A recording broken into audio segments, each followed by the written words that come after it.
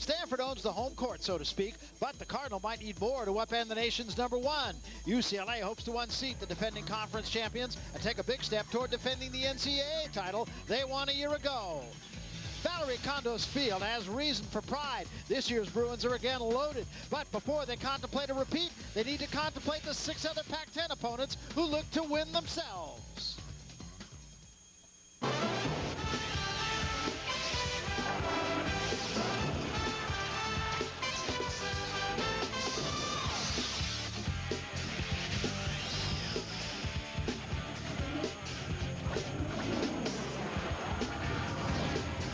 To the San Francisco Bay Area. We actually are about 35 miles down the road from the city of San Francisco. These are the Pac-10 Conference Women's Gymnastics Championships. Hoover Tower overlooking the campus here at Stanford, and we're at Maples Pavilion. Normally the home of men's and women's basketball and volleyball. Today, it plays host to the conference championship in the sport of gymnastics. And hello again, everybody. Barry Tompkins once more with my partner, Kathy Johnson-Clark. And Kathy, UCLA, #1 in the country. Can they be had? Well, I have to tell you, first of all, they got oodles and oodles of talent like no other team, but talent is not everything. Stanford's proved that last year when they beat them at the Pac-10, and they've lost a few of their dual meets so far, but they're finally starting to focus like a national championship team. They just moved into that #1 rank, and they want to stay there. And, of course, when they got a starting point like Jamie Dancher, you're in pretty good shape. She is as hot as any other gymnast in the country in the all-around, particularly 3 events. She's ranked #1 on 2 events, #2 on the 3rd, and balance beam, kind of her nemesis at times. She is great on it if she just keeps her head together. All right, so UCLA's got oodles and oodles and oodles of talent. Is there anybody else here that just has plain oodles? Oh, yeah, Noodles is great, too. Now, one special story to watch for, Annie Campbell of Oregon State is their top all-arounder. But more important, sadly, she lost her father just in January to cancer and has been trying to overcome and do exactly what her father wanted her to do, and that was go on with her life. And then on to Stanford, Lindsay Wing moving into that all-around spot for only the 2nd time this year, following her course, trying to peak for nationals and step in because one of their top gymnasts is out with an injury, Carolyn Fleur. All right, so on paper, UCLA is the best there is, not only in the conference, but in the country. But as we know, stranger things have happened. Last year, Stanford wins the conference championship, only to have UCLA win the national championship. Oregon State has big ideas, and the Cardinal, of course, is playing at home. We'll come back, get started in the conference championships after this.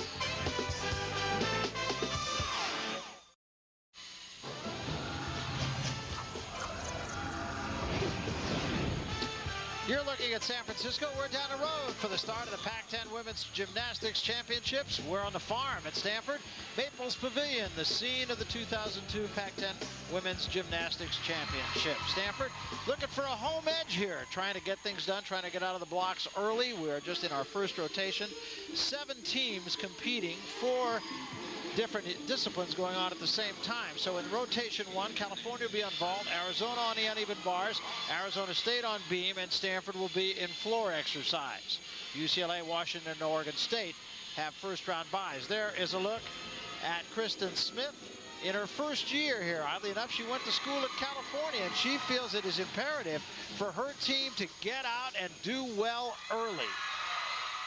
I think when they step on the floor, it's going to depend on their energy level and their excitement for the meet. We're coming off finals. They should have the weight of the world kind of off their shoulders with school, and I'm hoping they bring really good energy and enthusiasm to this meet tonight.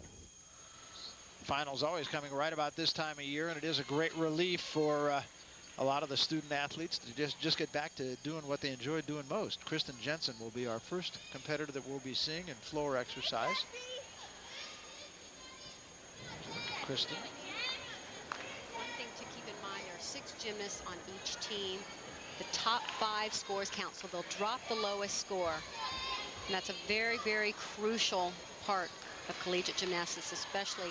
They really work toward putting that team unit together and pick up when they need to. If somebody else falters, they step right in and try and pick up the slack and not count a fall. All the coaches I talk to, their huge goal for this competition, they all want to hit 24 for 24, and very few teams have done that yet this year. And that accounts, I think, for a lot of the dual losses that teams like UCLA have suffered through this year, despite being #1 in the country. You and I have always talked about the national rankings as being skewed in a little bit different way than you might know from other major sports. Well, it's kind of like comparing apples to oranges when they're not in the same competition being judged at the same time. Somebody's scoring a certain score on the other end of the country, and you're comparing those two. It's hard to do. So the tendency is, too, they're trying to crank the scores up and just score really, really high, so they're all packed in there all at the same, in those 2/10 range between 9-8 and 10-0. So now Kristen Jensen on the floor exercise. And you might notice here, incidentally, before we get too far into this, that the floor exercise mat is in the corner of Maples Pavilion here. Usually it's in the very center in almost any competition that you would go to, but there's a very good reason for its being where it is. Huge controversy. This floor, the actual basketball floor, is spring-loaded.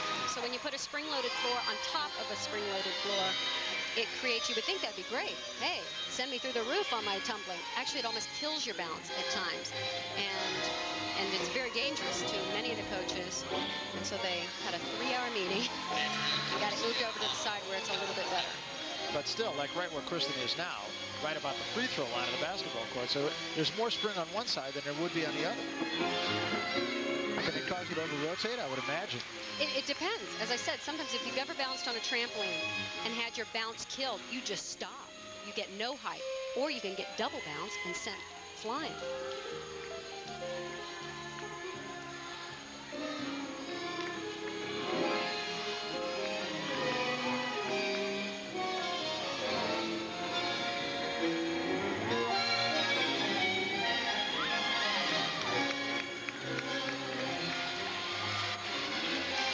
At the top, one of their top all-arounders is out temporarily with an injury. So we're going to see a lot of gymnasts filling in those spots. Saw a real bobble right there. And it's not a bad thing to get them some experience just in case they have to step in a big situation like the Pac-10s. So Kristen Jensen, and we will, of course, get her score for you just as soon as it's available. And I think we'll see that little bobble that will cost her. Many things that judges look for on the floor exercise, and first and foremost, good landings. And as you said, that is definitely a slight bobble backwards. You look for good, clean lines, amplitude, height on those leaps. Just got a little bit low on those jumps at the end of the routine when you're getting a little bit tired. Yeah, that last tumbling run, no fun, is it? It just depends on how good a shape you're in. I guess that's right. Early in the season, it's no fun. Yeah. Later in the season, when you're getting in much better routine shape, a little easier. So Kristen Jensen awaiting her score, as are we. The judges first determine the start value score of the routine based on the level of difficulty, the required elements, and they're all striving to have that all-important 10 value. Most of the routines at this level, I'd say most of them value out at 10.0. But if they miss an element, then they don't even get their start value score, and so they might start from a 9.9 or a 9.8. Now up on bars for Arizona, Jamie Deuce. And on floor exercise for Stanford, Becky Meldrum.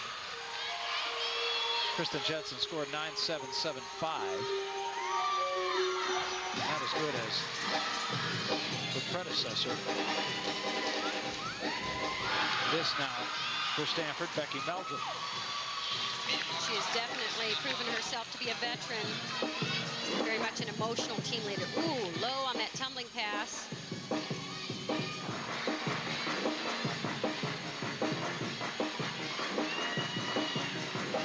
Unless you think that there is an advantage to Stanford on this springy floor and this springy mat, there is not, because they don't usually perform in this building.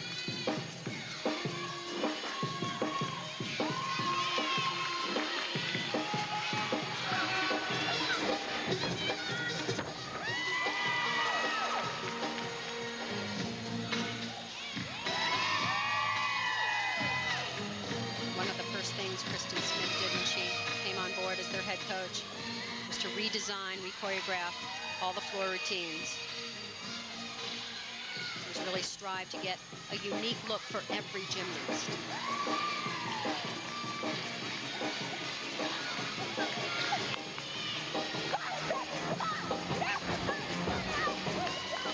Missed that a little bit. It's especially on on tumbling passes like that, where the timing is so important, where you're going from one bounding skill to the next, you really have to time your punch. That's what it's called when you take off the floor. And that's where the additional bounce of the floor beneath it could have an effect, either negatively or positively. Next up on bars, So we'll watch that last tumbling run again of Becky Meldrum's. This is a back with a half, and right as she lands that first tumbling skill, she has to punch immediately into the second. Takes good timing and good punch, good Achilles tendons too. Yeah, right. So Mandy Delgado started things for Stanford in pretty good fashion. She had a 9.825, then Kristen Jensen with a 9.775, and now Becky Meldrum awaiting her score. And as Kathy pointed out, you will drop out the low score. Randy Lillenquist on bars for Arizona. There's a lot on the line for most of the teams competing here. This is a competition that can still help their regional qualifying score, and that's very critical for their seeding into regional competition and then on to national competition. They average scores throughout the year, their away meets and their home meets, to get that regional qualifying score. Arizona's first discipline in this rotation on bars, and we're going to see Randy Lillenquist on the bars. This is their top all-arounder. Very clean gymnast. Nice long body swing. Judges are looking for combinations of difficult elements. The pirouetting moves right into release moves. And of course, the all-important handstand. Every skill that goes through or to a handstand must hit vertical and stay in vertical when they pirouette. A nice job, a little past vertical on that last skill, but beautiful form throughout the routine. Teammates liked it. Randy Lillenquist on that 9.875, the score for Randy Lillenquist, and that is the highest score for Arizona in that particular discipline. I'm off from Randy. With that, we'll jump away. We're coming back to the Pac-10 Women's Gymnastics Championship here at Maples Pavilion right after this. We welcome you back to Maples Pavilion. We are in the first rotation. These are the Pac-10 Women's Championships. We're going to go over to the beam right now in that first rotation. Arizona State starting on beam. This is the fifth competitor on beam, Rhonda Robinette of ASU. At a 10 on this event.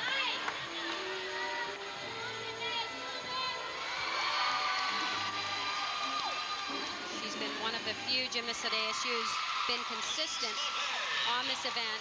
They've had a really, really tough time with balance beam all season long. When they hit, they're great. Scores are huge, but they've really had a devil of a time. Sorry, no pun intended. They are Sun Devils.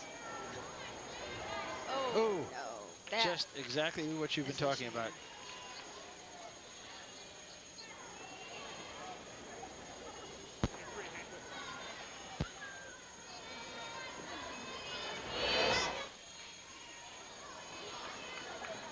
She's very, very cautious. You can tell it's not taking things fully, and it's a funny event. You have to be very aggressive and go after all the skills. Cannot get tentative on this event. And yet you're on 4 inches. That's it. 4 feet off the ground. And if you have any nerves, it's very difficult at times to learn to compete with them. So a tough routine for Rhonda Robinette. Going to the floor exercise now, and this is the final competitor for Stanford in floor X in this first rotation, Lindsay Wing. Talked about her in the opening of the show. Fine gymnast. Great year last year. Having another very, very strong year. Very focused, determined gymnast. From Cypress, Texas, just a sophomore at Stanford.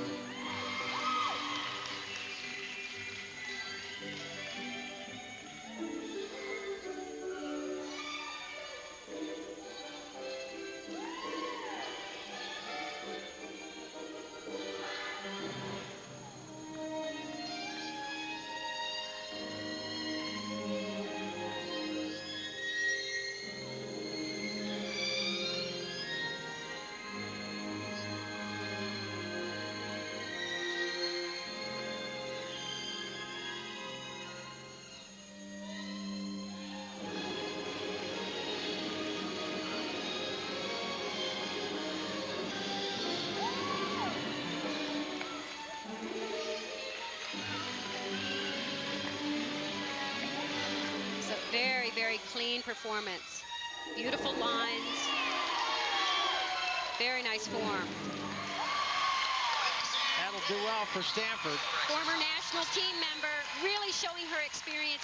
Good, solid training. And she's learning how to pace herself in college, too. So many of the elite gymnasts, they're not used to competing as often as you do in college. You really have to learn to pace yourself, and she's trying to peak for nationals. She knows that will be best for her and best for her team. All right, right now, let's move along here in this first rotation. We're going to go over to the vault. California on the vault. Milan Dodd for California. And this team is just struggling through a very difficult year. Their head coach, Trina Tinti, just resigned, claiming it was best for the team, best for her personally. It's a very controversial year for everyone. It's hard to know exactly what is going on in the program, but it's a difficult time for this team. Yeah, it was a very tough year for California. They finished 5-9, won only one meet in conference play. They were 1-5, so a tough year for the Bears, but trying to do something about it here today. Not a great score for Milan Dowd, incidentally, 8.75. We'll come back. We welcome you back to Maples Pavilion. We're here at Stanford. This is the 2002 Pac-10 Women's Gymnastics Championships. We have completed the first rotation. You're looking for the perfect way to spend your evenings. Introducing the Best Damn Sports Show, period, with host Chris Rose, Tom Arnold, and a bunch of ex-jocks. The only show that gives you sports comedy, commentary, sports scores, and highlights. And scores, too, for that matter. So kick back, relax, and enjoy the Best Damn Sports Show, period. Now available weeknights at the new times of 8 and 11 only on Fox Sports Net. So we have our first opportunity to look at the defending national champion UCLA Bruins. They were by in the first rotation, so now competing in the vault, Michelle Conway will be the first vaulter for the Bruins. This is a very strong event for a very strong team, so they really don't have a weak event. Their vaulting coach, Steve Gerlach, has done an excellent job really with their technique and keeping their skill level up. Many of the gymnasts on UCLA's team, former Olympic team members for both the United States and Canada. Michelle Conway was a Canadian Olympian. So they got a ton of talent. Just molding it to fit collegiate gymnastics. A little short on the landing. She had to step back. You like to see that vault rotate up a little bit more, get a little bit more solid push off the horse. And I've seen her do that a little bit better and come up with a better landing. As we said, this is the start of the second rotation. UCLA on vault. The uneven bars has Washington. Balance beam will be Arizona, and Oregon State will be in Florex. Stanford, California, and ASU have a second rotation bye. First look of the day at Jamie Dancher, and she, I would have to think, would be the premier gymnast that we're going to be watching today. This may not be her #1 event, but boy, she's awfully good. She's very, very good in the all-around. She's a dynamic gymnast, very strong, very powerful, incredibly talented. Just really uncanny in that way. Got a lot of air awareness, air sense, in terms of her flipping and twisting like a cat. Knows right where she is, can almost always come up with a good landing.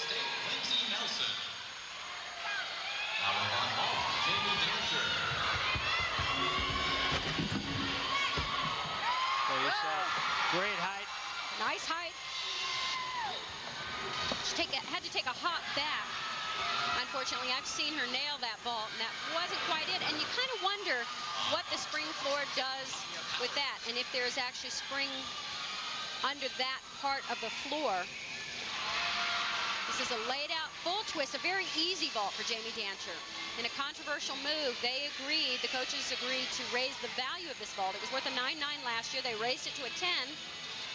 So gymnasts who could do 1.5 twists or double twists, much more difficult vaults, have chosen, it's smart, go back to the full twist. It's an easier vault to do and an easier one to stick, and it's still worth a 10. 9.85 the score for Jamie Dancher.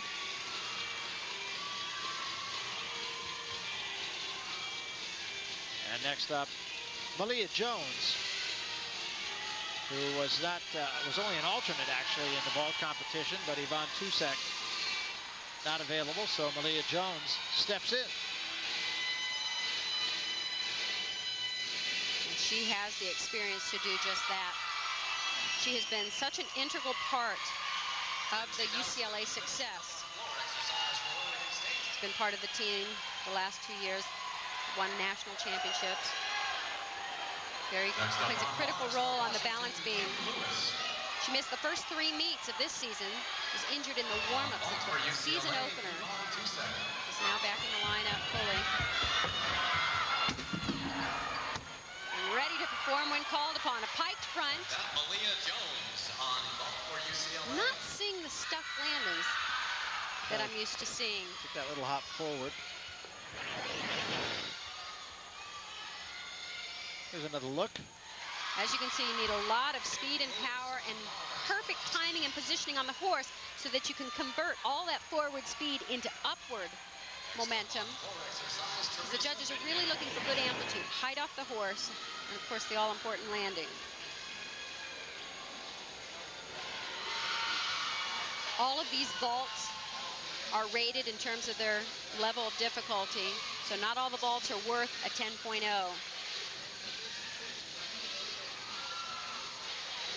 Malia Jones from Sparks, Nevada, 9.725, her score.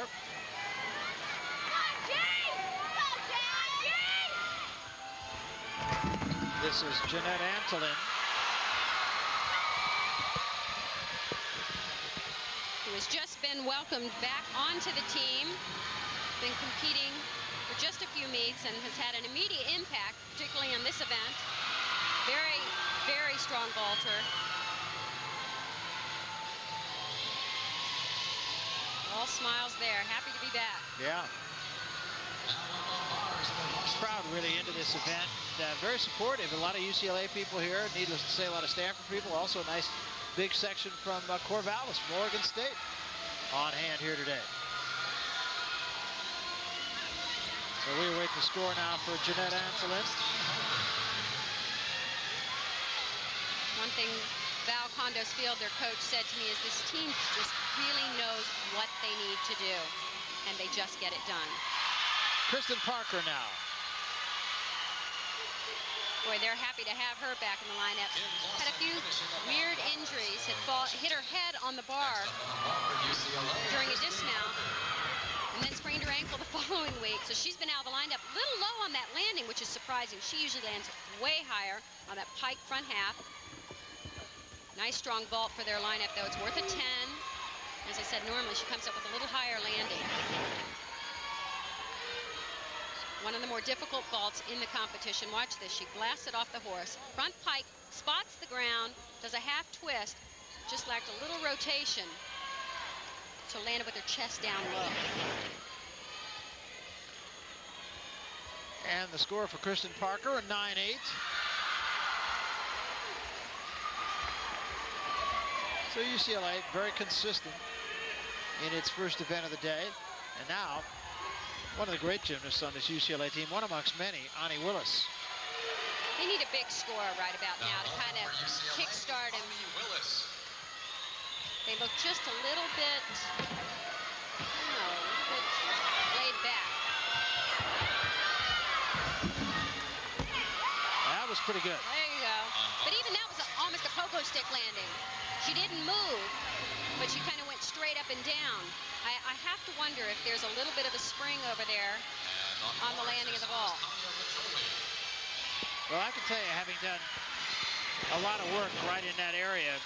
I thought you were going to tell me having done many vaults. Oh, yeah, many vaults. Yeah.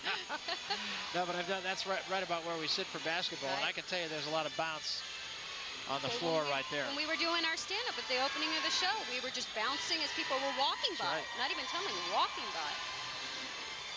Nice height, very powerful vaulter. And see how she kept her toes on the ground, though. So it's really a good landing. 9.95 the score for Ani Willis. What do you think? A little generous? Not compared to the last. Oh, 9.95? They made a pretty big jump. Yeah. They did make a pretty big jump. I'll say. So UCLA through its vault competition. That was the first rotation for UCLA. When we come back, rotation number 3. Don't go away. We're coming back. We welcome you back to Maples Pavilion. We have completed 2 rotations, but we're going to take you back on tape just a couple of moments ago in the second rotation. Oregon State, our first look at them today on the floor exercise, and this is Annie Campbell. And they have very good scores leading up to Annie.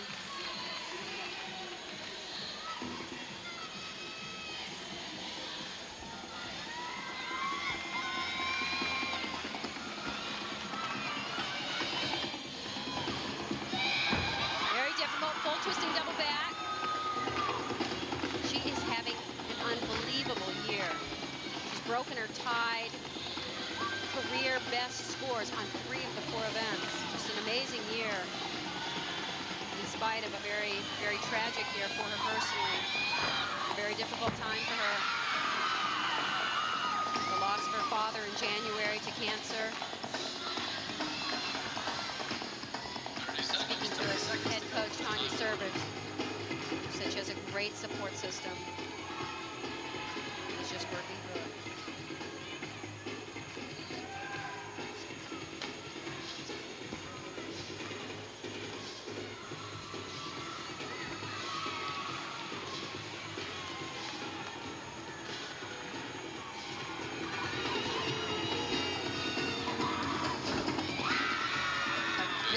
Very strong landing.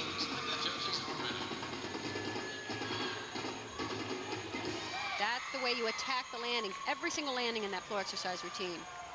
That was just a moment ago. Annie Campbell, a 9.925. Very fine score in her first event of the day.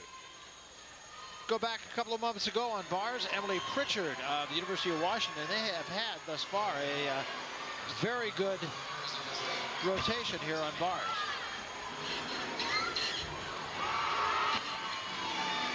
This is a very, very young team.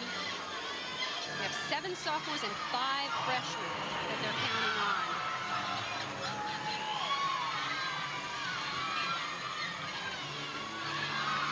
Emily's a sophomore. Very nice form, good toe point.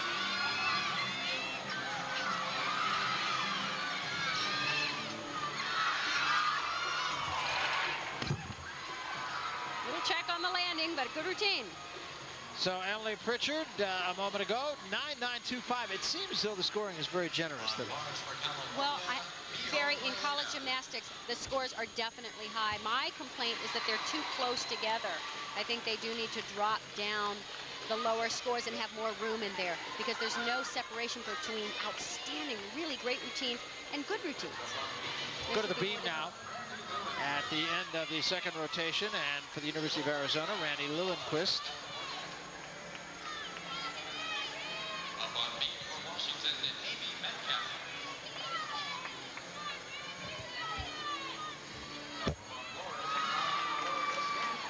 Very pretty style.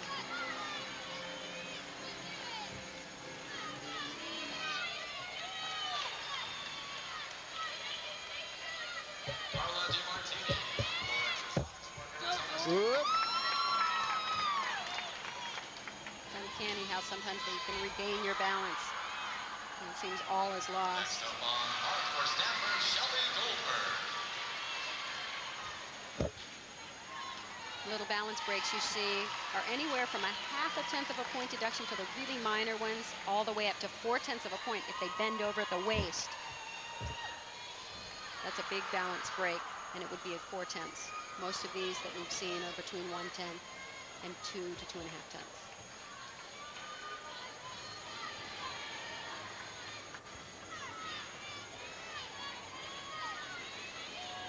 That's why then, Barry, that you were right, the scores tend to be a little high, because sometimes you add up the little things you see, and yet they still get a higher score. And very good routine, just those 2 balance errors. And 9.650, so just as we speak of scores being generous, that one is not.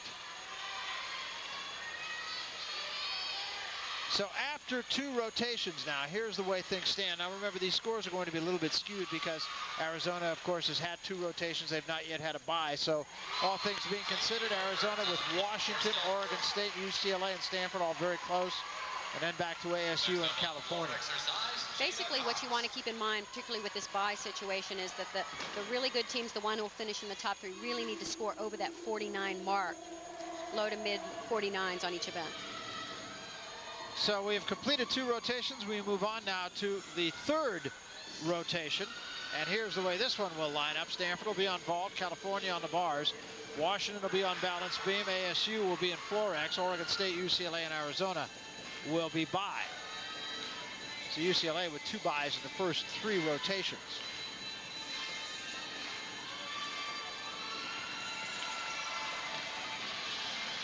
Looking at the Stanford team, they're on vault here. And this is Mandy Delgado, who will be our next vaulter. Just a freshman from not far away here in Cupertino, just right near San Jose. Well, prior to joining Stanford's team, she was the 2000 and 2001 Junior Olympic vault champion. A very outstanding vaulter throughout her career. Next up for the Cardinal on vault, Mandy Most consistent on the team on this event. Very high scoring event for her.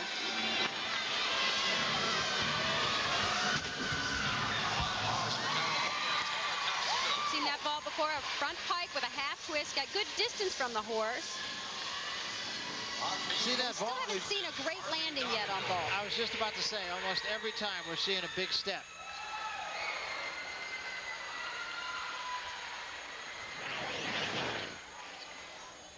These are the kind of things that they really want to iron out before nationals. Try and get the perfect landing. She was a little on the front end of the horse, and then that's hard to really direct the last half of the vault so that you can zero in on that landing. 9.825 though for Mandy Delgado. She's actually had a pretty good meet so far here in these championships. She had a pretty good floor exercise earlier for Stanford. So Mandy Delgado doing her part. Cardinal trying to repeat as conference champions. And with that, we'll jump away. We are in the 3rd rotation. There's still a whole lot more to go. These are the Pac-10 Women's Gymnastics Championships, and we've got a lot to come after this. We welcome you back to Maples Pavilion. We're at Stanford for the Women's Gymnastics Championships in the Pac-10 Conference. This is the 3rd rotation. We're going to go over to Milan Dodd, who prepares for her uneven bars performance for California. When it's really a shame to see this team going through this turmoil, because the last 4 years under the helm of Trina Tinti, they had grown so much. They were such a better team, more difficulty, better performance quality, just a better team, broke all kinds of team records. So it's really sad to see whatever has gone wrong, and hopefully they'll regroup. Yeah, there really is quite a history too in gymnastics, both men's and women's in California. Lots of problems this year, though, as you said. Little problem there too on the landing for Milan Dodd. That's when you say bend your legs. You land a little bit stiff-legged. That doesn't absorb the shock of the landing. It kind of bounces you forward. Yeah, they're talking about it. It's like, bend your legs, and it's not. That's when you just gotta laugh. Sometimes you just don't time it quite right. And keep in mind, there is spring-loaded floor right underneath that. You don't usually land on a floor that bounces back at you. Going. Yep. Never really did quite get her balance.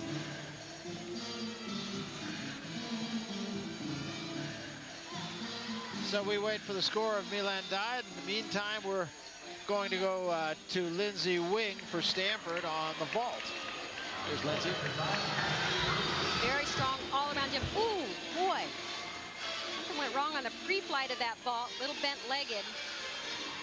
9-7 the score for Lindsay Wing on that vault. I'm sure she'd like better. Still waiting on the score of Milan Dodd. 9.8 is the score for Dodd. There again, we talk about generous scoring, and seems as though it might be just that. Well, there's just a bigger difference in some of the medium routines and the really excellent routines. We're going to see some really phenomenal routines from UCLA on the uneven bars, and there's only 0.2 of a point to go in there. So I just think they should spread it out a little bit. And I have mixed feelings about that, because I also like to see the gymnasts excited about big scores.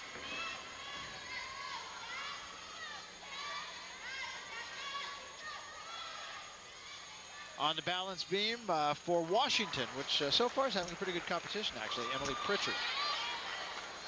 Unfortunately, she slipped off on her mount on this event. The fall off any of the apparatus in gymnastics is 0.5 of a point deduction right off the bat.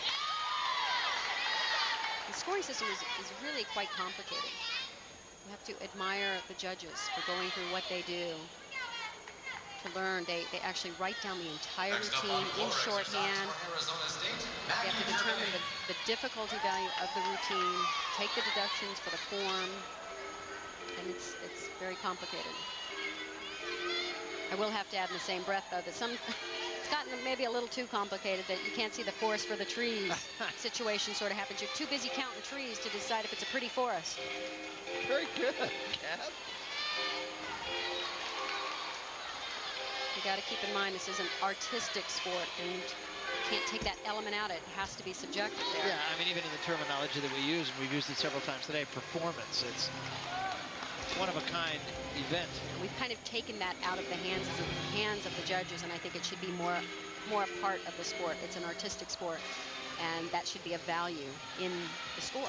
You can tell by the look on Emily Pritchard's face that not too pleased. Here's what happened. Boy, it's a shame. It's not just the personal disappointment. Keep in mind how strongly these gymnasts feel about their contribution to their team. They know all of their teammates are counting on them, particularly if there's been a fall early in the rotation. There's a lot of pressure to take up the slack, and you know, this is the time you got to regroup. You have other events to go to and forge ahead. Yeah, don't let it carry over into the next rotation.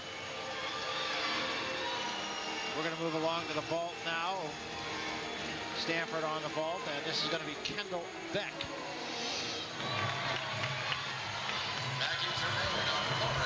Another former national team member, lots of talent. Very pretty vault. It's actually elegant in the air, nice stretch position. And that's the score for Kendall Beck, and very good score.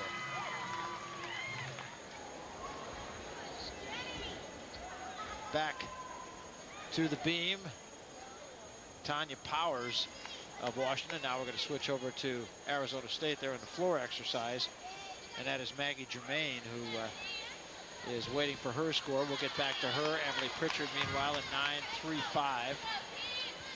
So had she have not fallen on her mouth, that would have been a very good score, actually. She kind of dodged a bullet with a 9.35. We're in the middle of the third rotation. Still more to come in that one, and 4 more after that. Don't go away.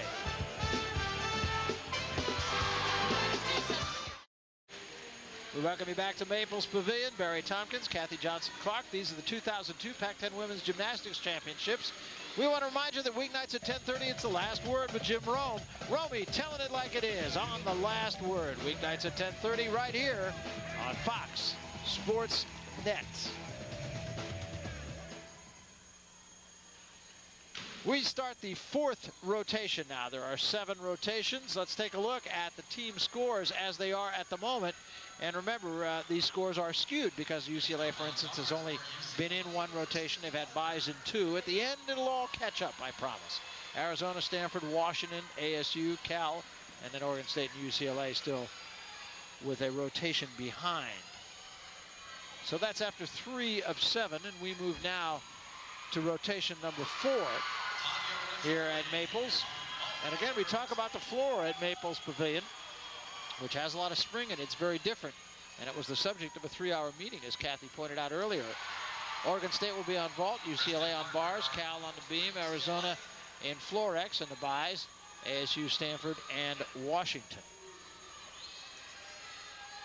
That's the 4th rotation, and we are just underway in that rotation.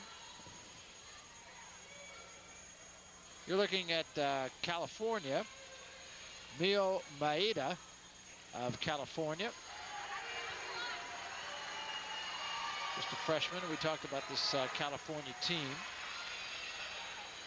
and the fact that they have been decimated both by a controversy, coaching change, and assorted other things.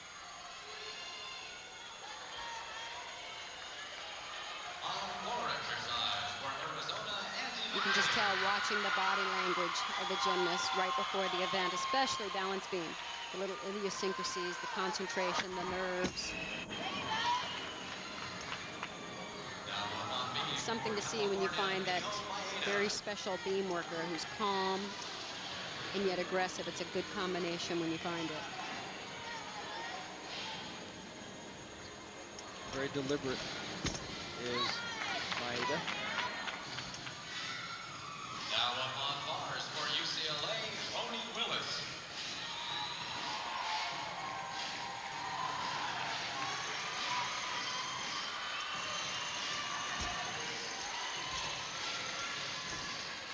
Next up for Oregon State on vault, Teresa Vidian.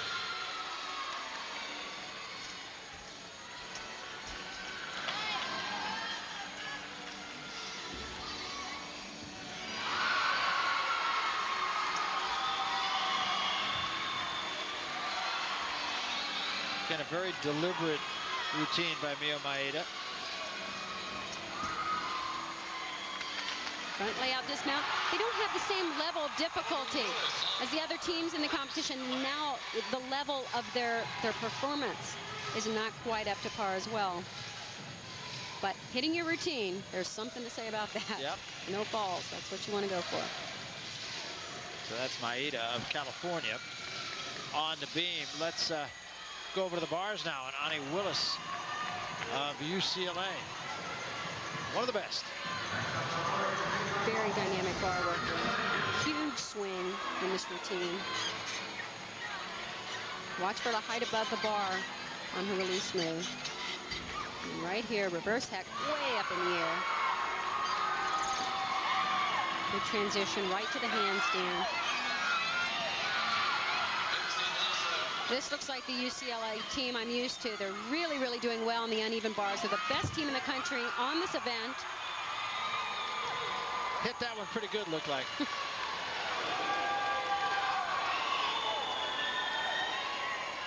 go over to UCLA now. UCLA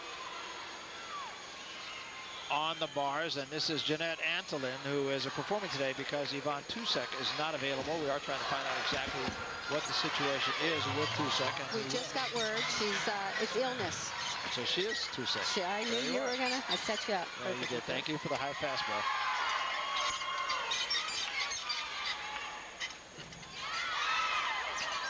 Jeanette has been back on the team since February. Had some personal difficulties, school difficulties, but finally back on the squad and doing very, very well. Really did. That's what you need on a championship team. People who can step right in any situation and come up with a big routine. They're very deep, this team. Have a look at her dismount. She swings so powerfully, kind of with reckless abandon. Always has. And that is a good landing. Haven't seen too many of those today. So UCLA in only its second rotation, even though this is the fourth rotation, but UCLA had buys in 2 of them, and you can see why this is the #1 team in America. Very deep team. Let's go over to the vault for a moment now and see Lindsey Nelson of Oregon State. Oregon State's having a very good competition so far. Yep. Oh, big jump on the landing on that. A 9.85. So again, high score for Lindsey Nelson. Next up on bars for UCLA, Jamie Dancer.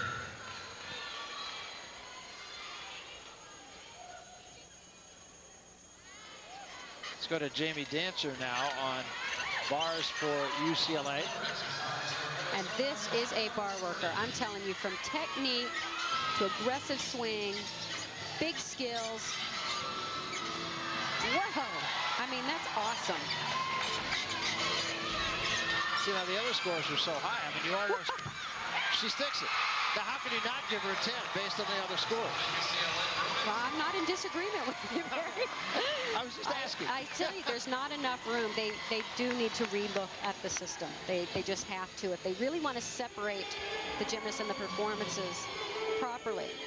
But it's going to mean re-educating the audience, re-educating, and even re-educating the gymnasts to get them used to, you know what, 9.6 and 9.7 is not a bad score. Absolutely. But you got to save the really huge scores when somebody comes up there and does skills like this and does them well.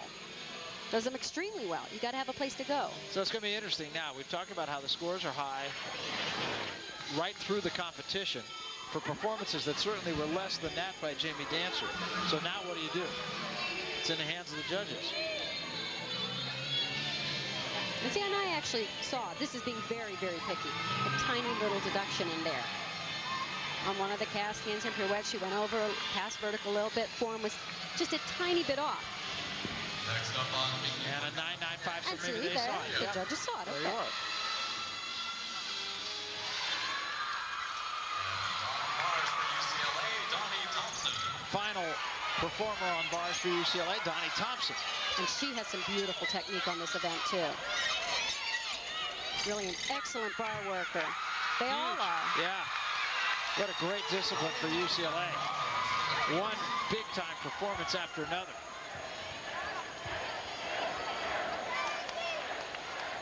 And the crowd here chanting 10, 10, 10. A whole lot of UCLA people made the trip up here. Way to go, bro. No doubt a lot of them were here for UCLA's basketball game just down the road in San Jose on Thursday night.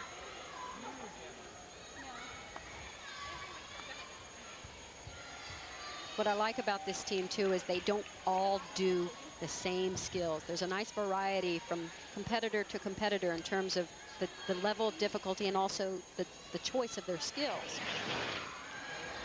It's very easy for the routines to start looking all the same because they pick the same elements to get their bonus points. Now, what happened here, you think? Getting taped up here? Oh, just an everyday thing on bars. You ever taken a look at a gymnast's hands? Yeah, that's true. You ever held hands with a gymnast? I held Let me hands tell with you. 9.95 for Donnie Thompson to go with a 9.95 by Jamie Dancer. An excellent discipline for UCLA. We're coming back with more from the championships after this. Before we move on to rotation number 5, let's take you back to rotation number 4. On the floor exercise, Randy Lillenquist of Arizona. Senior at Arizona, and she's from Tucson. She is just stunning on this event. Really has such great facial expression. Really involves the audience. Yeah, she does. She really brings it, doesn't she?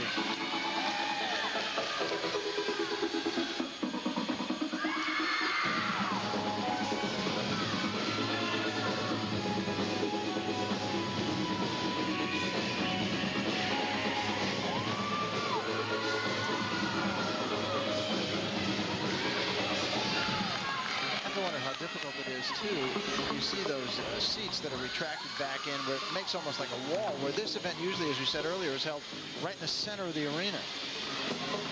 And the gymnasts, it's hard for them not to feel like they're competing in a vacuum over there with nobody involved with them. But that's why she's doing such a sensational job. Really How are you on performed. time, PK?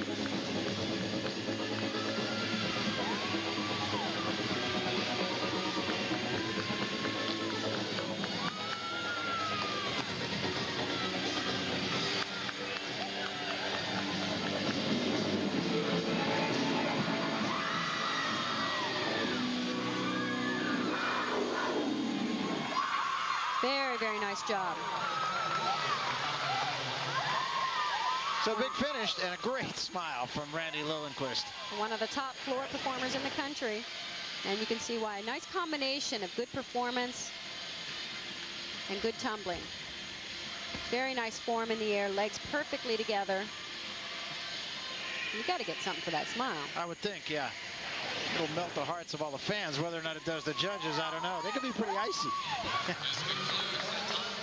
So Lillenquist completing that discipline for Arizona and does so in dramatic fashion.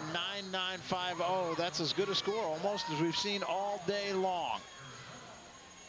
And Arizona, after 4 rotations, has at least a momentary lead. But again, you see the scores being quite skewed because they have participated in all 4 of the rotations, whereas UCLA, Oregon State, Stanford, Washington, ASU still are one behind. So we're going to move ahead now to the 5th rotation. Very hard to sing along with the music here because there's always a team or 2 or 3 that are at least 1 rotation behind. So you're not really going to know what happens until the very end. It's like a good movie. In the 5th rotation, Arizona State will be on vault, Stanford on the bars, UCLA will be on beam, Washington in floor X, and the teams with the bye will be Arizona, Oregon State, and California. This is Carla DiMartini of Arizona State on vault. Sophomore, as you see, from Northern California, Petaluma, chicken and egg country. And unfortunately, they just really started off behind the 8 ball on balance beam. They scored a 47.075, extremely low score. They've had trouble all year round on balance beam. It's just proven to be a bugger for them. Really a tough event for them this year. Have a look at Carla. Pretty good position at the top of the vault. They're trying to keep that straight, laid out position, though, throughout the whole last half of the vault in the after flight. And 9-8, the score for Carla DiMartini, despite that little step back.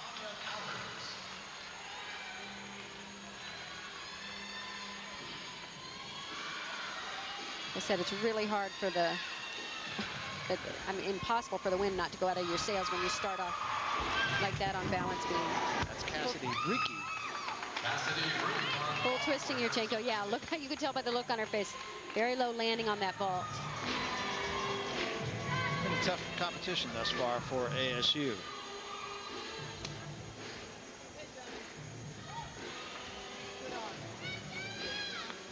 Another look at Cassidy Brick.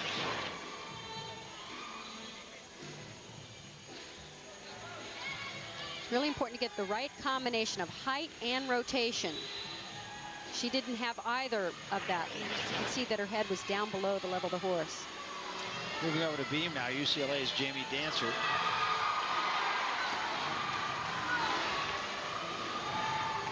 As I said, she is just loaded with talent. She just has to control her mind, her nerves on this event, and often does. She did extremely well in the Olympic year, qualifying for the Olympic team. Just looks so confident. You know, there's a real difference when you look at her and some of the other competitors that we've seen here today. A wobble there.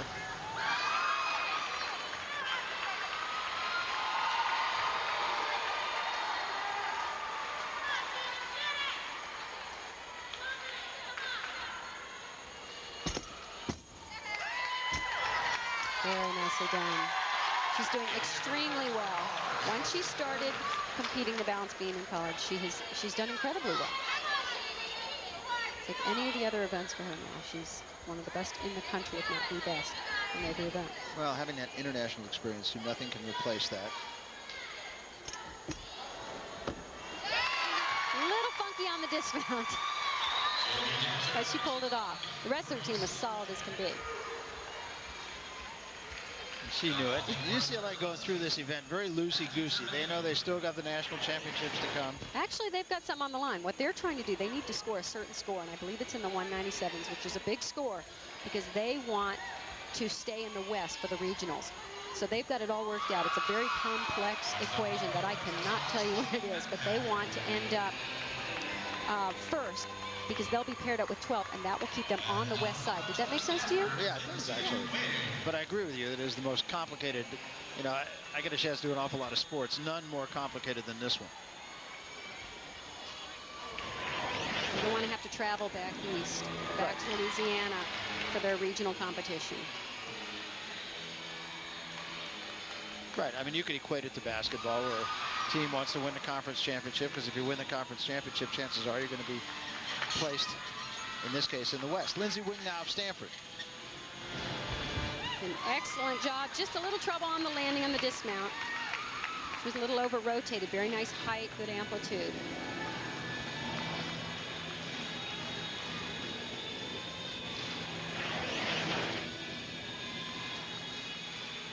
Very nice stretched body line. Really looking for those very long handstands, seeing vertical in those pirouetting moves. Look at the height, well up above the bar. Just pulled it around a little too far. Got to open out of your tuck, but that's a blind landing. You don't see the ground. You have to know exactly where it is to come up with a perfect landing. Got to be part cat. That's right. Let's go back to the vault now, and Arizona State's Maggie Germain. Maggie, very tall for a gymnast. She's 5'8". And for all the tall gymnasts out there, our current world champion is 5'4", which is very, very tall. So 5'8" is a giant. Yeah. Good work. Looks pretty out there when she uses the long lines. And a good score for her, 9.925 for Maggie Germain in vault.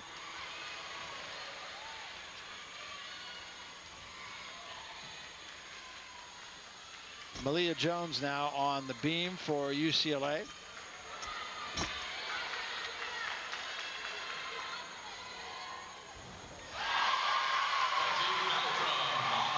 So far they're doing very, very well on the balance beam. Very big scores. Finally, their last two events, really. The uneven bars and the balance beam. This is the kind of performance they need to do if they hope to win another national championship.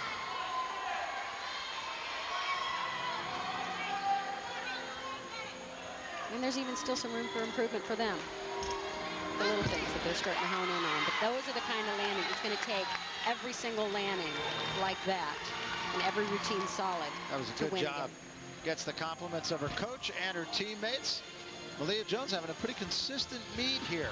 This is rotation number 5. We'll come back with more from the Women's Championships after this.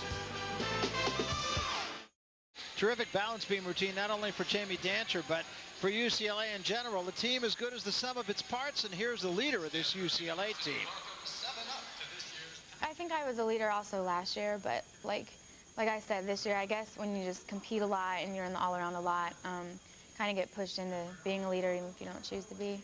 I don't, sometimes it's actually a hard role to play, but I don't mind. I'd rather be a leader, I guess. You're looking now at Ani Willis on beam. This on videotape just a few moments ago. End of the 5th rotation. UCLA, one of its best disciplines. And so far, they've been near perfect. So far, they've been outstanding on this event. Very, very solid and aggressive. They're currently ranked 2nd in the nation on this event, and I can see why now. You can see the focus that Valerie was telling me about, that finally this team is really focused on nationals and determined to stay number 1 now that they've earned that ranking for the first time this season.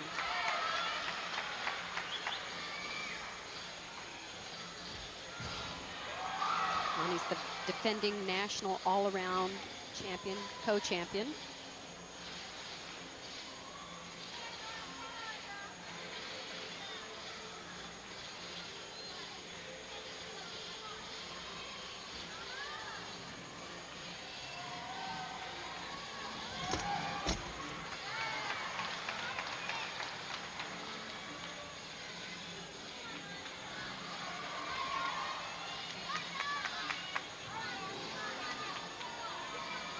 Very confident gymnast is Ani Willis, you can tell. Just going to use the same word. You're starting to see that confidence again we saw last year in this team. Whoop. Only problem is the step on the landing. Well, the coach liked it a lot. 9-8 the score for Ani Willis on beam, and a very consistent beam for the entire UCLA team. Still one competitor to go, that is Alyssa Beckerman. See her in a moment. Here was last year Donnie Thompson.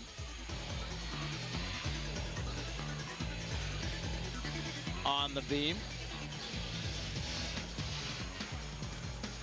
The national championships, and they won it. And now Alyssa Beckerman, who will be the final beam performer for UCLA.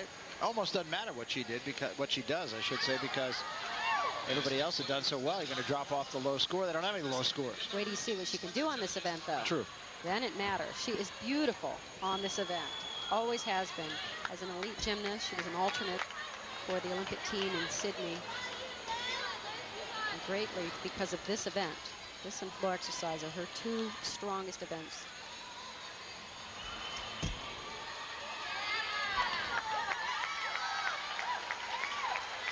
So tremendous flexibility, which she shows off throughout the routine.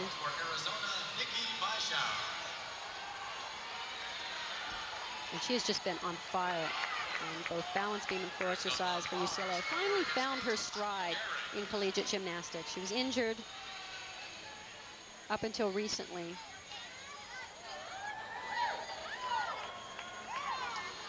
On floor exercise for California, Lisa Arnold. Not bad. Excellent performance. And a 9-9 for Alyssa Beckerman, and just a terrific beam for UCLA as a team. And that should move them, I would have to think, to the top of the leaderboard, even though it is hard, as we said earlier, until the very end to figure out exactly who's where. But I've got to think with those scores that will put them up on or near the top. Meantime, we move along. That was rotation 5 on tape just a couple of moments ago, and now we move to rotation 6. Arizona, Oregon State, Stanford, and California on vault, bars, beam, and exercise, respectively. Floor X, that is. And Washington, Arizona State, and UCLA with a bye. Only 7 rotations. This, the 6th. And somehow, in the end, it all comes out. Arizona, incidentally, having a very good competition so far. UCLA at 148 now after 5 rotations, and that puts them in first place. But I think Arizona, probably the surprise team thus far. And they are on a dynamite event for them right now, vaulting. They're the second-ranked vaulting team in the nation. And we're going to go to the vault, and Jamie Schell of Arizona. As their coach, Bill Ryden, said, they have worked very hard and earned their 3rd ranking in the Pac-10s. And who knows, maybe they'll move it up a little bit. Competing very well. They've broken record after record on this event. Broke their all-time team record on this event 4 times so far this year. Not bad.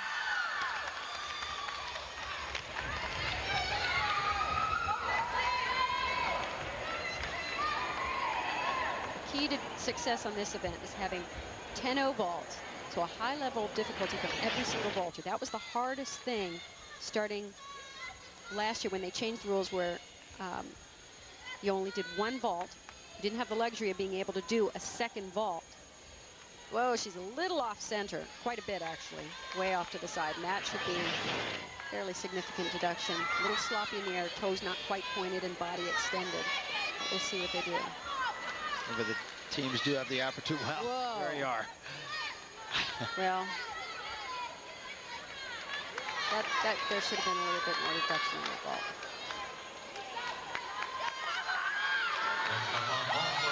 So Monica Basorti now, a freshman from just up the road here, actually in San Mateo. It's only about 10 miles north of Stanford. On beam for Stanford,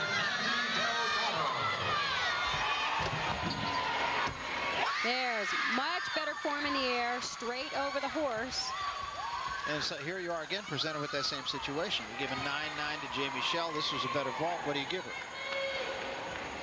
I don't have to do anything there. I just sit here and comment.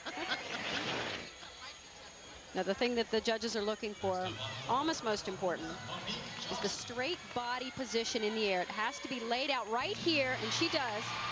Legs a little bit apart. You can always find the little things. Legs come a little apart right there at the end, and toe point, she steps back. But she was straight down the center of the horse. A little better height than the last vault.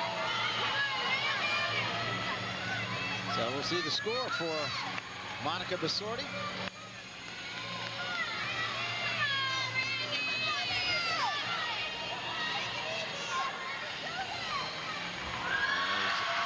Everybody waits. Now, the amazing thing is the team record they broke had stood since '92 on this event. While we wait the score of Basorti, here's Randy Lillenquist. And that's pretty good, too. Nice form in the air. The vault's valued at a 10.0. So right off the bat, she has an advantage of having a high level of difficulty in the vault, at least in terms of the start value score.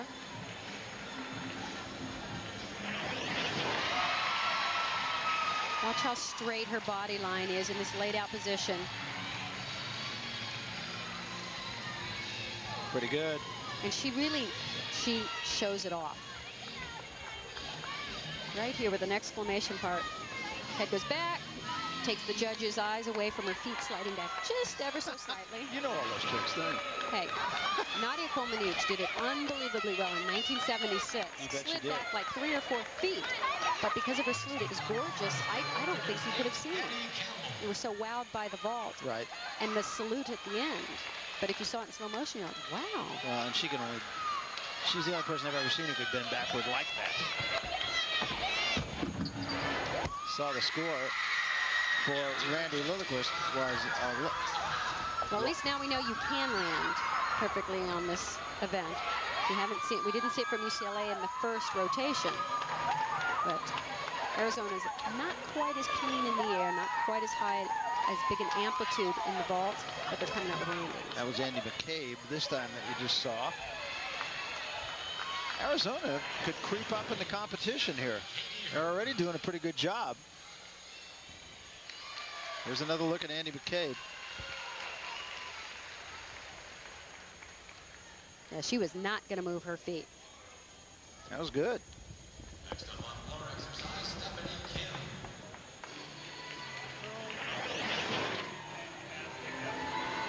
9.925 the score for Andy McCabe. Same score for Randy Lillenquist.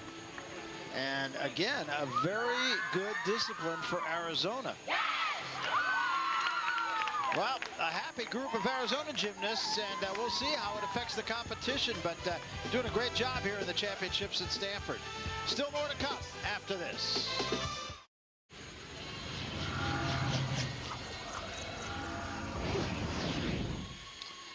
Night starting to fall here at Stanford. We're at Maples Pavilion. That's the fountain just outside Maples Pavilion. Very beautiful sports facility all around here at Stanford. Arizona, they got together after their vault, and they are like leading cheers because they really feel that they're in the hunt here. They've had a great competition, and to finish on their best event, great feeling. So great competition for Arizona. Meanwhile, a crowd here at Maples Pavilion now watching one of its own. Lindsay Wing of Stanford on the beam. So far, Stanford's doing pretty well on the balance beam. Not huge scores. They've got good scores. To stand up to Arizona, they need very, very big scores here. Hard event to do it on. Well, just catching a glimpse of the team scores on the scoreboard just a moment ago, and it looks, and I'm just adding in my head here quickly, that UCLA is going to have a 49 or better to win the competition to beat Arizona. Arizona's finished.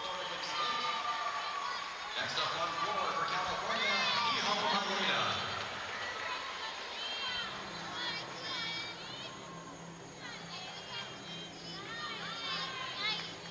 Lindsay is so clean, really, on every event.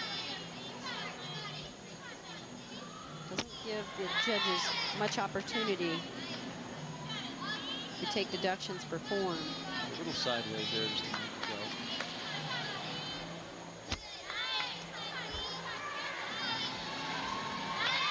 The real bottom line here is it's not out of the question we could have another surprise here in the conference championships.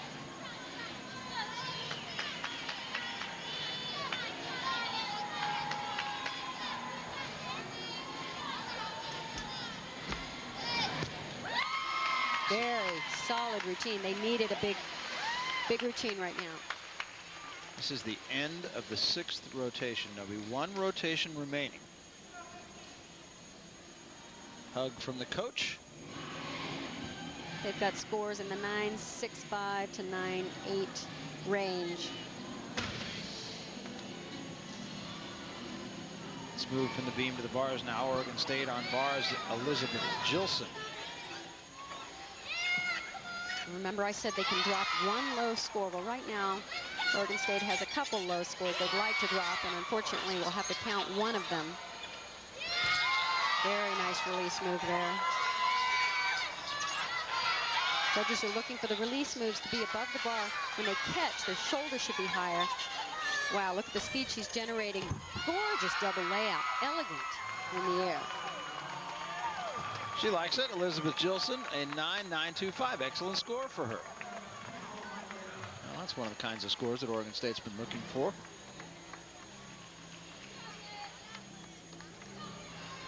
Next up on beam for Stanford, Lise LeVay.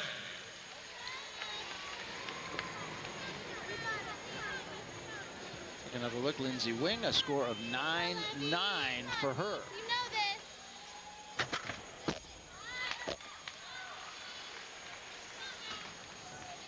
Now Lise LeVay of Stanford, another Canadian Olympian. One huge factor in this competition is the absence of their top all-arounder, Carolyn Fleur, who would be contributing on every single event with very big scores. I spoke to Kristen before the competition, and she's been cleared, and hopefully they'll have her back limitedly in their next competition, but by nationals full on. And they need her. Makes a huge difference when you're counting 9 sixes as opposed to 9 nines on every single of those 4 events. Adds up.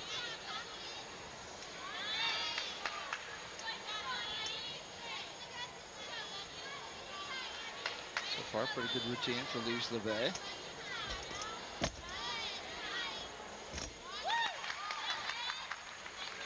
Lise was a member of the Canadian Olympic team in Sydney.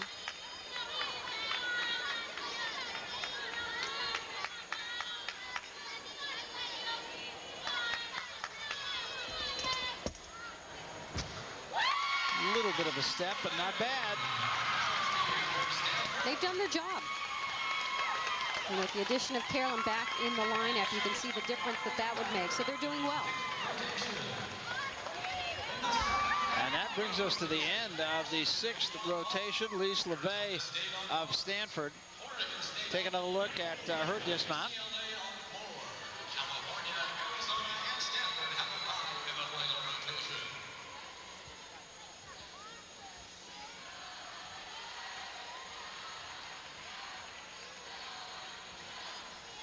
Boy, you get no sense that the beam is only 4 inches wide when they run down, tumble off the end.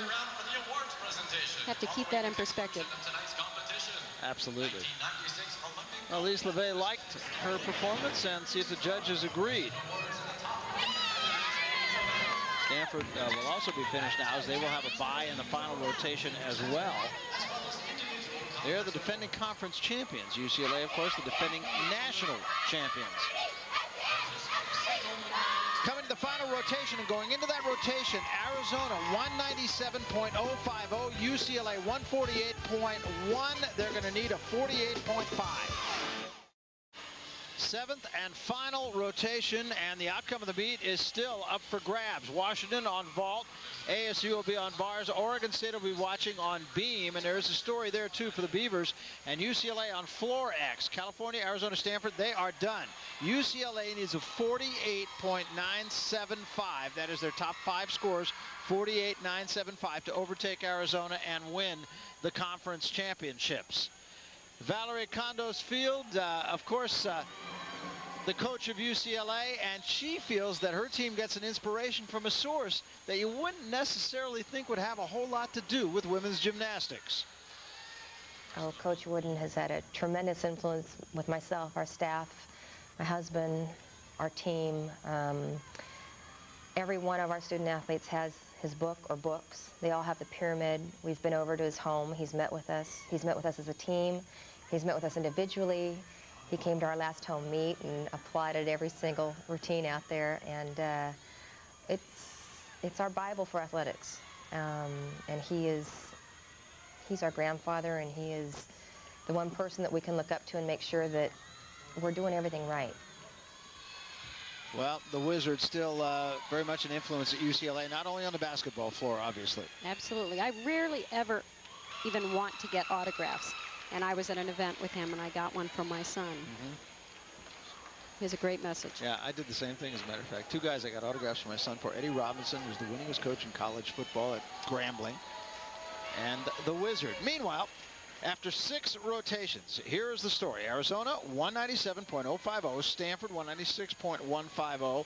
Then you drop down to UCLA at 148. So as we said, they need 48.975 to go ahead of Arizona. That is combined their 5 best scores in this final discipline. A little bit of a disappointing meet, I think, for Oregon State.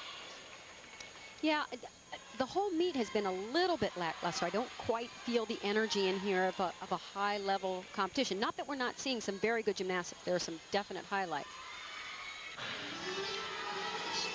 We will start with the vault in this final, or rather in the Florex in this final rotation, and UCLA we're going to be watching very closely. This is Michelle Conway. She is a substitution for Malia Jones.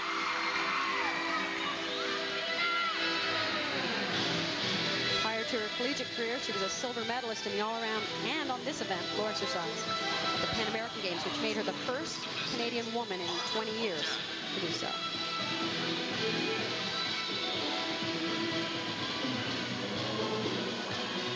This is a good event for UCLA. It's an awesome event. They're ranked 9th, but that's very misleading. Early on, they had some injuries, and they, haven't scored what they normally would score, because they've also scored the highest score on this event than any team in the nation. And that was a 49-395.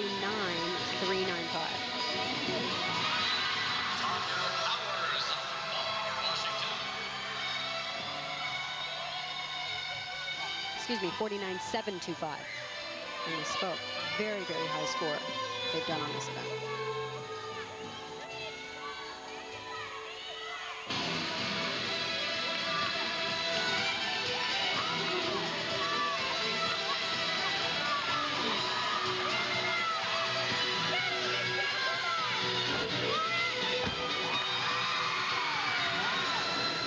So you would think that 48.975 as Michelle Conway finishes, not insurmountable for UCLA. Well within their reach. And Michelle isn't usually their lead-off gymnast on this event. They replace Malia Jones, who normally leads off for them and does so very successfully.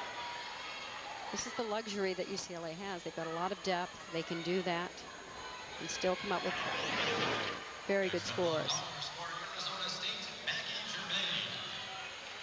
We'll see how Michelle sets the standard here. She's a freshman. She's still just trying to get her legs in college gymnastics. It's a whole different boat, really, from elite gymnastics. They compete much more often. They've got their studies to deal with, a new social life, and a real big focus on team, which they love. But it's all different. I think it's a different sport, period. Based on, I've had a chance with you to do a lot of international competition in this event. It's a different sport. And it's an awesome experience. Every collegiate gymnast, without exception, usually says it's the most amazing experience that they've had in gymnastics. Even those who competed at the Olympic Games and at the World Championships. So Michelle Conway waiting the score 9.85.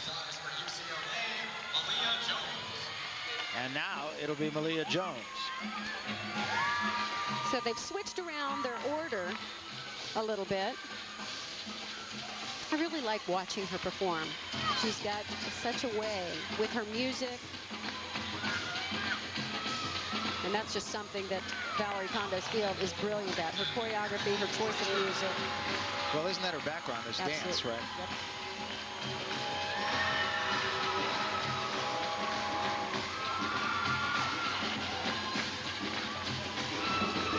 Oregon State needs a score of 49.125 in their final discipline, which is the beam, to move into 12th place. And we can talk about that a little bit more. I don't want to take away from Malia Jones right now.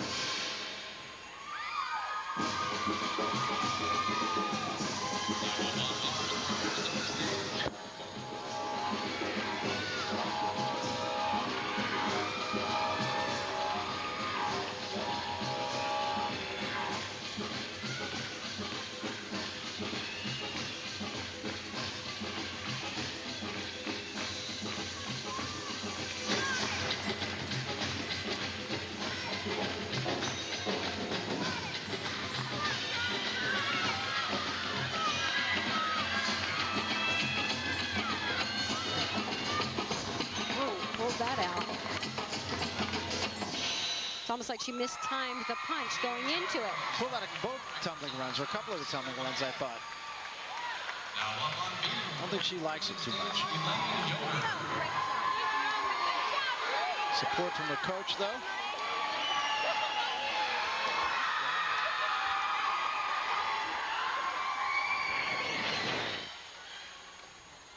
Well, I will tell you from experience, it's hard when you get to a floor that's very different in terms of the timing for the punch, and you have only a little time to adjust to it. So I'm sure that's what we're seeing a little bit from all the teams on floor exercise. So now it'll be Malia Jones who waits for her score.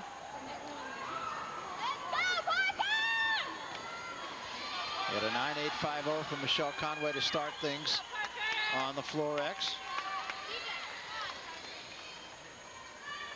The other money go right here. It's the other money go. And they wait for Malia Jones' score. I don't think Malia was real pleased with her own performance, just judging by body language. It's hard to say. I'm sure with the one tumbling pass, I'm sure she would have liked to have been a little bit higher. She pulled it out. Well, pretty good score, all being considered. I'd say 9.825.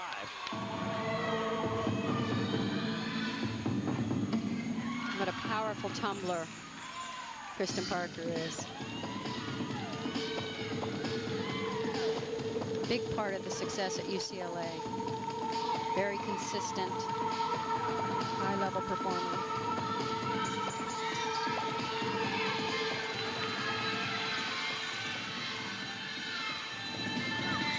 And pulls that out. Good for her. Wasn't easy to do. Arabian double front, difficult to begin with. She's a tiny bit short on height and rotation, not in terms of deduction, but she had to dig down deep, pull it out.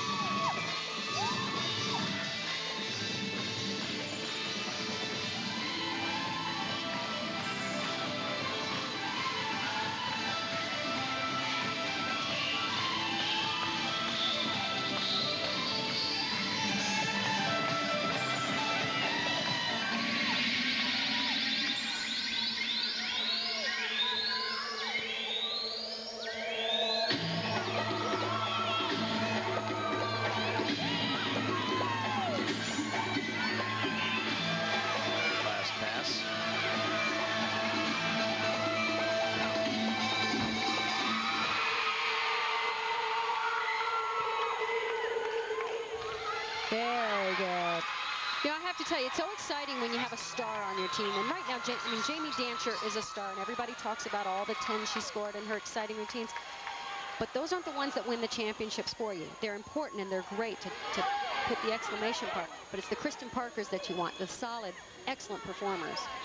Yeah, when you talked about the team concept too, and that's it's like a baseball team. Your utility players are going to win you. You know, in the end, you're going to get to the World Series because of your utility guys, and that's the case here too. We'll get her score when we come back. We welcome you back. There's the score of Kristen Parker, 9.825. Very consistent so far for UCLA in their final discipline.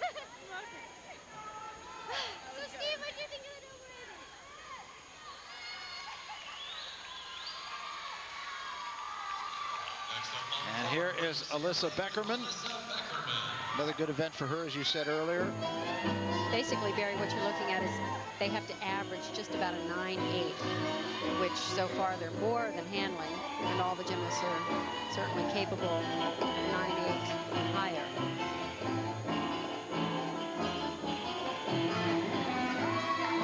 This certainly has to make Valerie very, very happy seeing Alyssa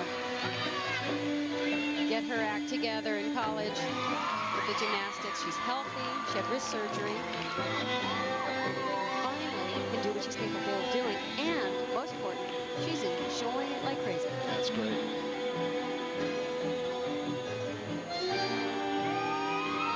Yeah, you know, it is true. Over the years, I've seen so many gymnasts who just don't seem to be having a good time out there, that it's all work. Across the board, when they get to college, they have a phenomenal experience, and they're enjoying themselves and doing a high-level gymnastics like this. It's not like there's no stress. Absolutely, they have stress, but it's not distress. It's the good kind.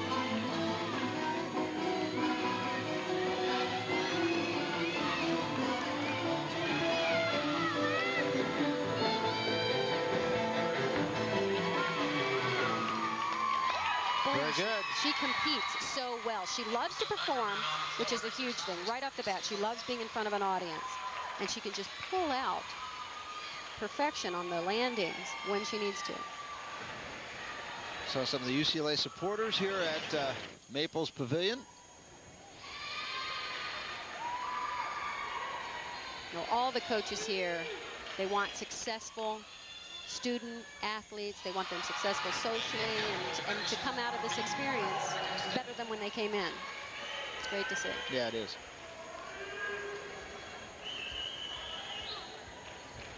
So UCLA looks as though it is headed for a conference championship, which avoided them last year. Stanford stealing a little of the UCLA thunder in the conference championship, but then UCLA turning it around when it really counted at the national championships. This should move them into double digits. They've won 9 Pac-10 titles. And here is the score for Beckerman, 9.875. So barring the totally unforeseen, UCLA should take the championship over Arizona.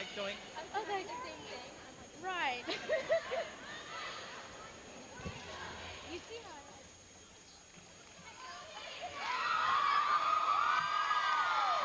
And all Ani Willis needs here is a 9.5 for UCLA to clinch.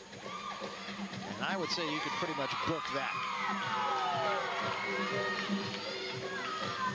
And then Jamie Dancer can just be the icing on their cake and entertainment for everyone. We'll see.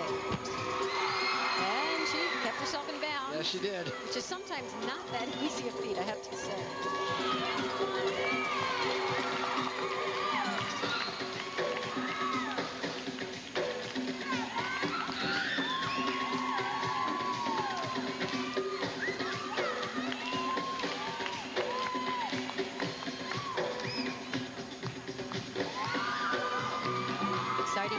Last year, win a national championship with her team, and then become co-all-around champion, tied with Elise Ray of Michigan.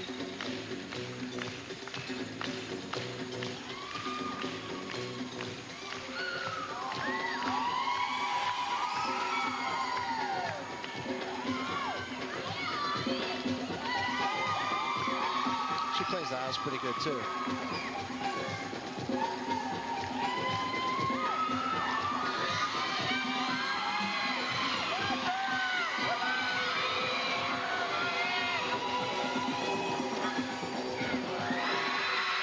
That should do it.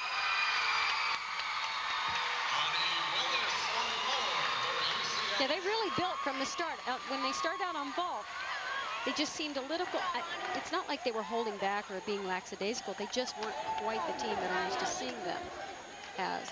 And then they built throughout the competition. Uneven bars just sent them through the roof.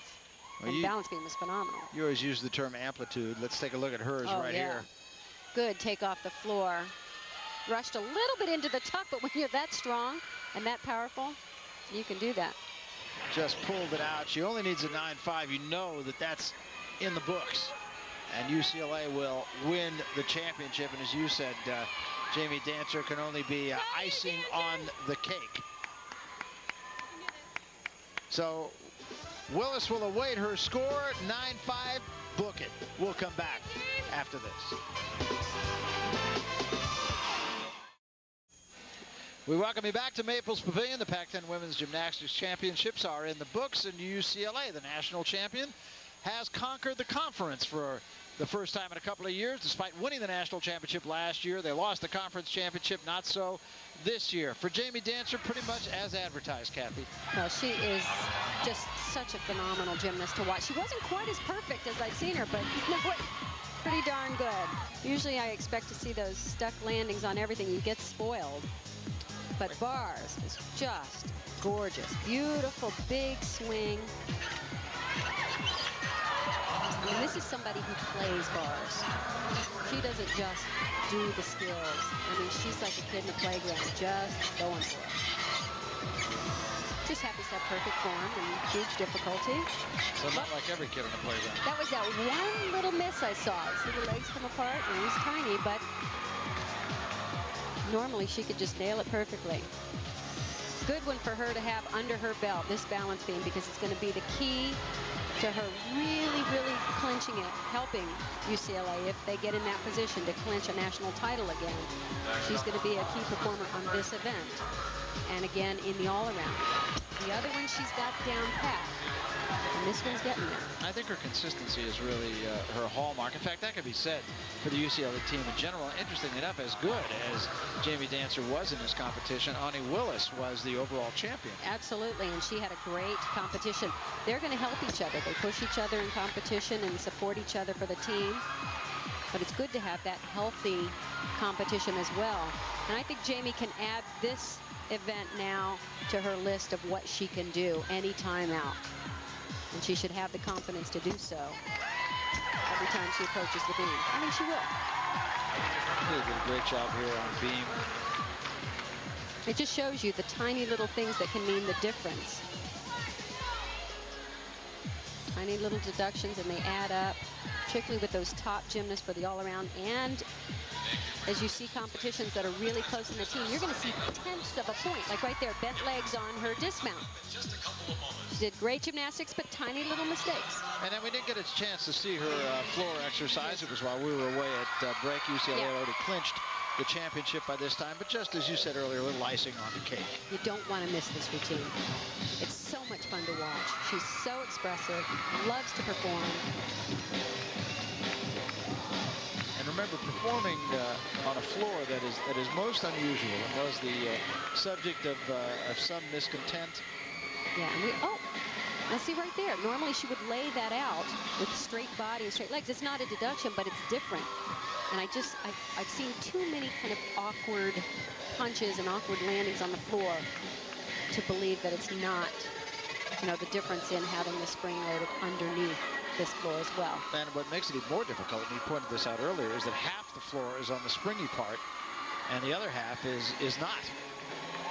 What you really don't want to see is somebody get hurt because of it. Miss time one of their tumbling runs, and I think that was the big reason for the controversy and pushing. But isn't this fun? It is, yeah. And of course, nobody did get hurt. The competition is over.